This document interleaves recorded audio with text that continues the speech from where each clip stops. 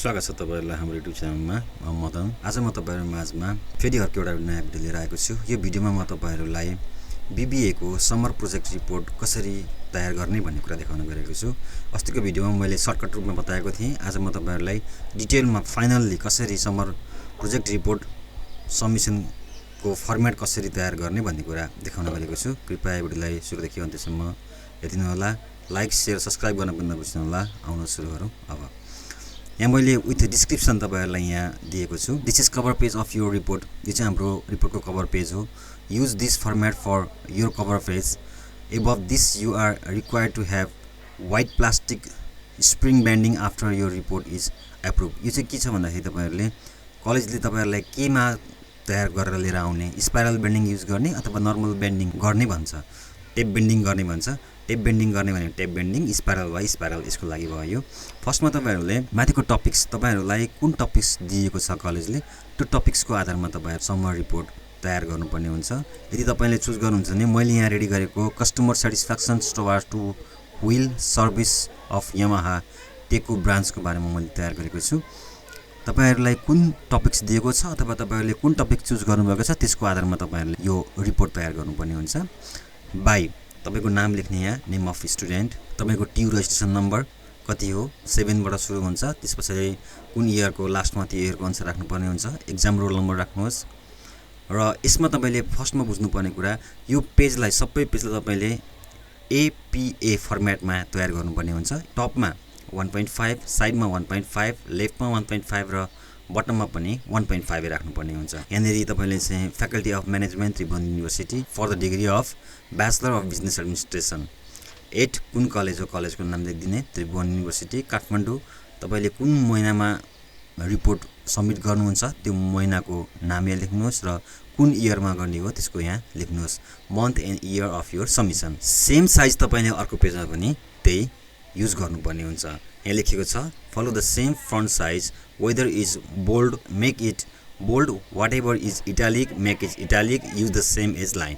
तपाईले माथि फ्रन्ट पेजमा जुन स्टाइलमा गर्नुभएको छ तपाईले सेकेन्ड पेजमा पनि त्यही स्टाइलमा गर्नुपर्ने हुन्छ। फ्रन्ट पेज गरिसके पछाडि यो पेजमा तपाईहरुले पेज नम्बर पनि राख्नु पर्दैन, केही पनि राख्नु पर्दैन। सेकेन्ड पेज ब्ल्याङ्क छोडिदिनुहोस् र थर्ड पेजमा आएर तपाईले फर्स्ट पेजमा जुन गर्नुभएको थियो सेम त्यही कपी पेस्ट गरिदिनु होला। त्यसमा केही पनि फरक छैन। टपिक्सको नाम भइ नै हाल्यो, नाम भइहाल्यो, रेजिस्ट्रेसन नम्बर भयो, एक्जाम रोल नम्बर भयो र कलेजको नाम यहाँ लेखिदिनु होला र इयर कुन इयर गर्नुभएको त्यो इयरको पनि यहाँ लेखिदिनु होला। यहाँ के भनेको छ, do not insert page number I here because it is the title page. Title पेजमा तपाईहरुले कहिले पनि पेज नम्बर इन्सर्ट गर्नु हुँदैन। यो कुरा मैले अघि माथि पनि भनेको थिएँ। त्यसपछि गएर स्टुडेन्ट डिक्लेरेसन। अब यसमा तपाईले आफ्नो ल्याङ्ग्वेजमा, आफ्नो ओन ल्याङ्ग्वेजमा स्टुडेन्ट डिक्लेरेसन लेख्न सक्नुहुनेछ र डिक्लेरेसन लेखेपछि टपिक्सको नाम यहाँ लेख्नु होला, यी टपिक्स टाइटल भन्ने ठाउँमा।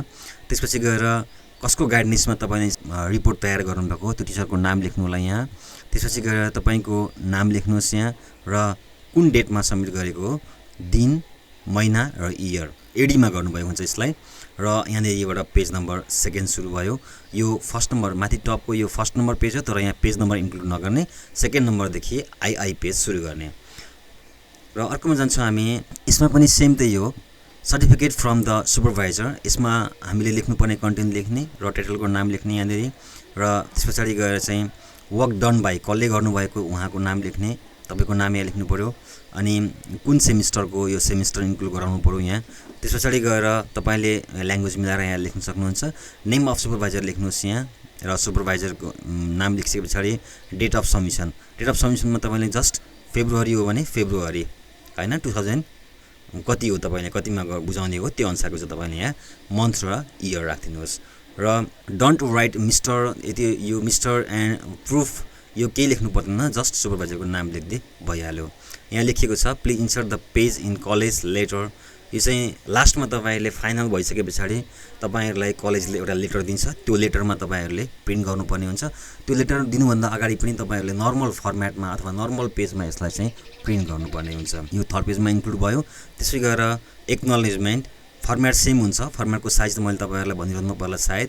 यो फन्ट साइज 12 हुन्छ भने यसको फन्ट नेम चाहिँ टाइम इन न्यू रोमनको हो र यसमा कुनै पनि बोल्ड इटालिक युज गरेको छैन, यो नर्मलमा छ, सबै नर्मलमै हुन्छ यिनीहरू। र यसरी हामीले यो एक्नोलेजमेन्ट रेडी गरिसकेपछि लास्टमा तपाईँको नाम लेख्नुहोस् र मन्थ र इयर लास्टमा लेखिदिनु होला।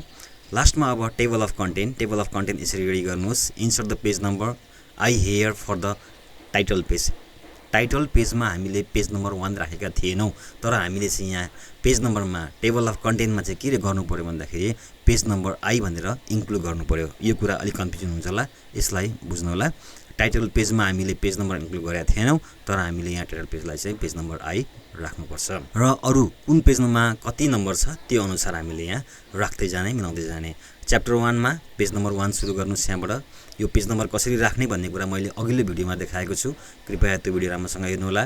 र अब तपाईले रेडी गर्न लाग्नु भएको रिपोर्ट अथवा प्रोजेक्ट मा कन्टेन्ट कुन राख्ने, यो कन्टेन्ट टपिक्सहरू चाहिँ त्यही अनुसार तपाईहरुले यहाँ इन्क्लुड गर्नुपर्ने हुन्छ। नर्मली हामीले अहिलेको फर्मेट अनुसार चाहिँ यो टपिक्सहरू इन्क्लुड गरिएको छ, यो टपिक्स अनुसार नै तपाईले कन्टेन्ट रेडी गर्नुपर्ने हुन्छ।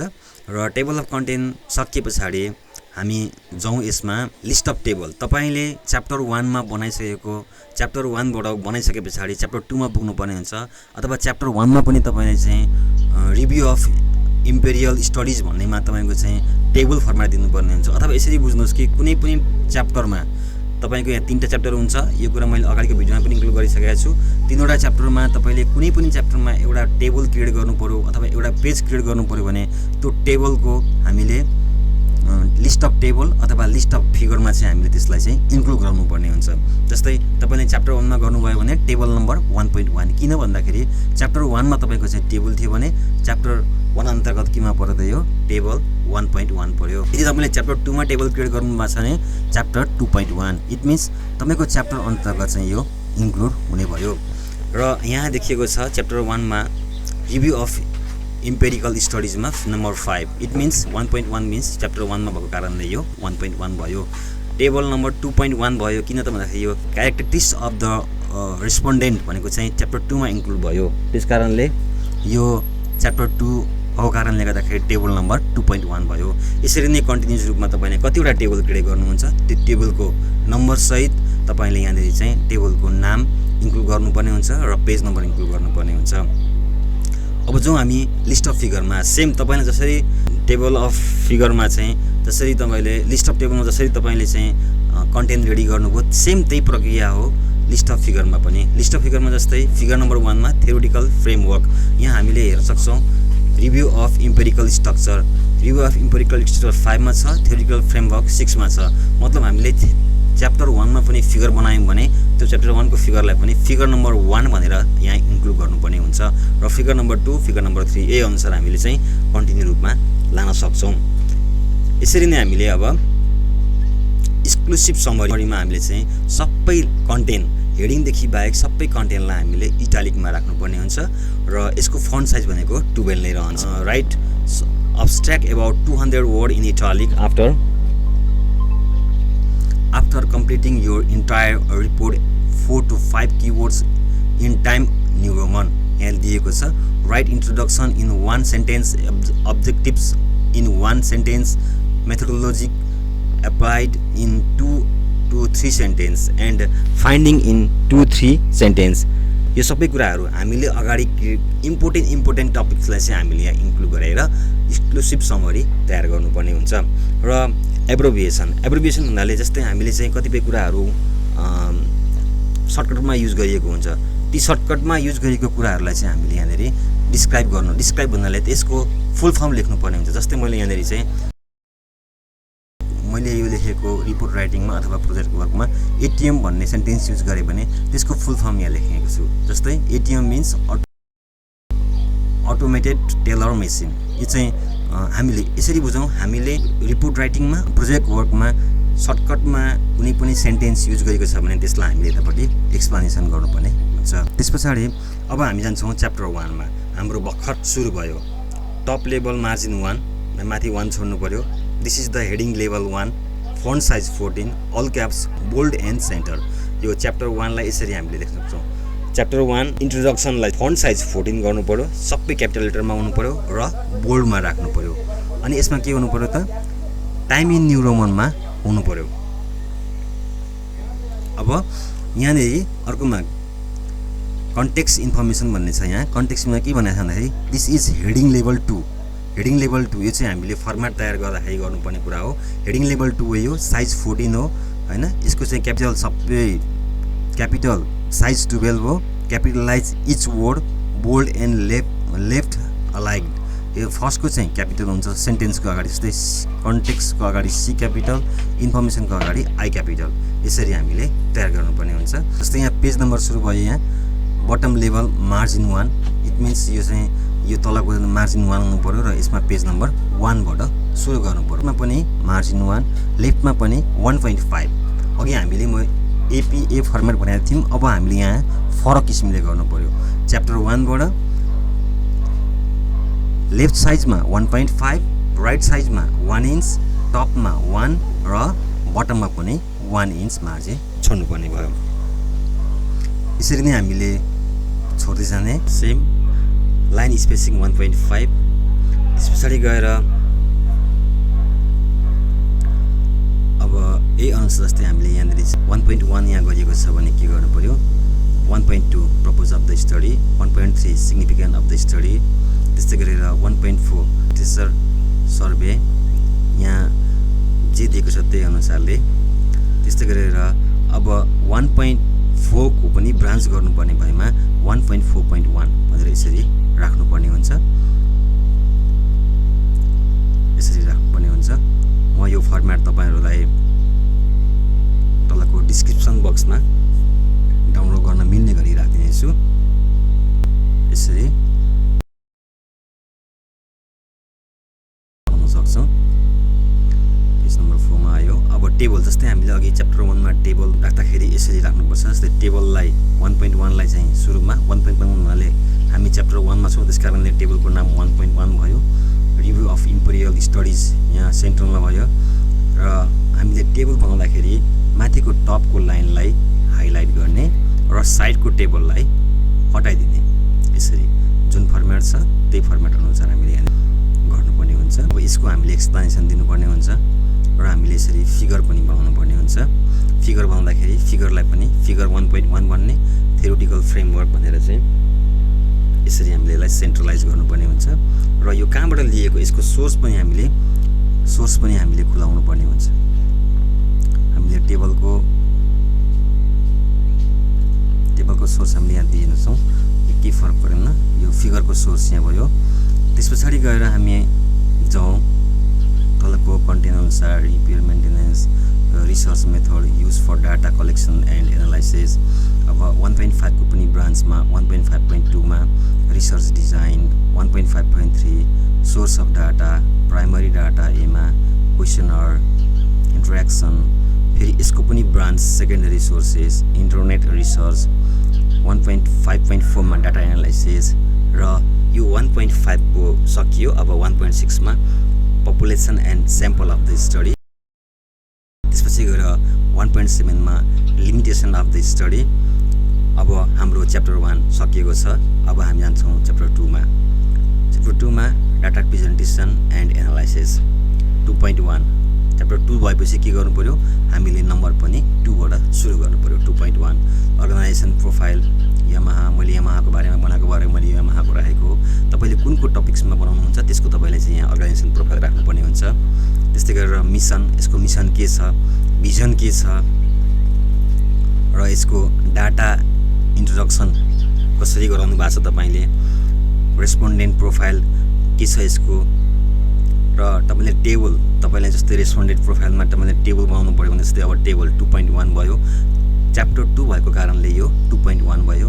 क्यारेक्टरिस्टिक्स अफ द रेस्पोन्डेन्टको क्यारेक्टरिस्टिक्सहरूलाई टेबलमा एक्सप्लेनेसन गरेको छ। यसरी टेबल बनाउने र सोर्स कहाँ हो, क्वेसनर सर्वे 2020। मतलब के त भन्दाखेरि क्वेसनर तपाईले यसरी डाटा कलेक्सन गर्दाखेरि तपाईले कलेक्सन गरेको डाटाहरूलाई तपाईले क्वेसनर बनाउनु पर्ने हुन्छ। जस्तै तपाईले कुन बाइक चढ्नुहुन्छ, यामाहा हो अथवा यामाहाको पनि कुन मोडल, यो क्वेसनर बनाउँदाखेरि केसमा तपाईले चाहिँ यो गर्ने प्रक्रिया हो। त्यस्तै गरेर यसको तपाईले फिगर इन्क्लुड गर्नुभयो। फिगरमा पनि तपाईले यहाँ फिगरलाई सेन्ट्रलाइज गर्नुभयो र यसको सोर्स पनि खुलाउनुभयो। यो कुरा हामीले कहिले पनि बिर्सिनुहुन्न। टेबल बनाउँदाखेरि टेबलको सोर्स लेख्नु पर्यो, फिगर बनाउँदाखेरि फिगरको पनि सोर्स लेख्नु पर्यो। र यसलाई हामीले यसको हेडिङमा जहिले पनि के गर्नु पर्यो, सेन्ट्रलाइज गर्नु पर्यो।